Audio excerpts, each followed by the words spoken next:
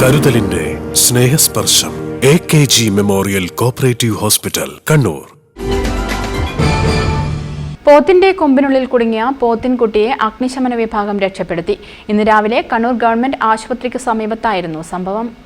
പോത്തിന്റെ കൊമ്പിനുള്ളിൽ കുടുങ്ങിയ പോത്തിൻകുട്ടിയെ കണ്ട നാട്ടുകാർ കണ്ണൂർ അഗ്നിശമന വിഭാഗത്തെ അറിയിക്കുകയായിരുന്നു.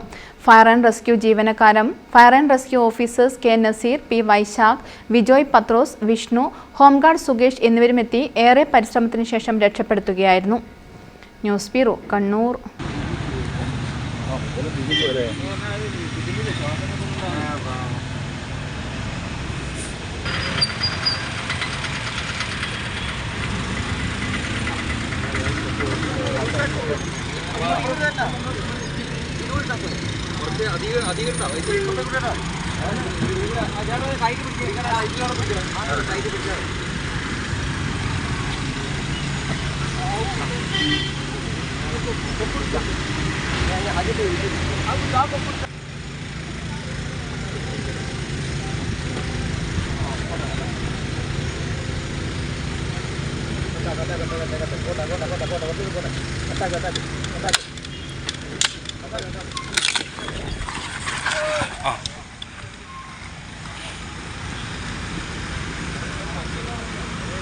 അതിനെന്താ പറ്റിയിട്ടുണ്ട്?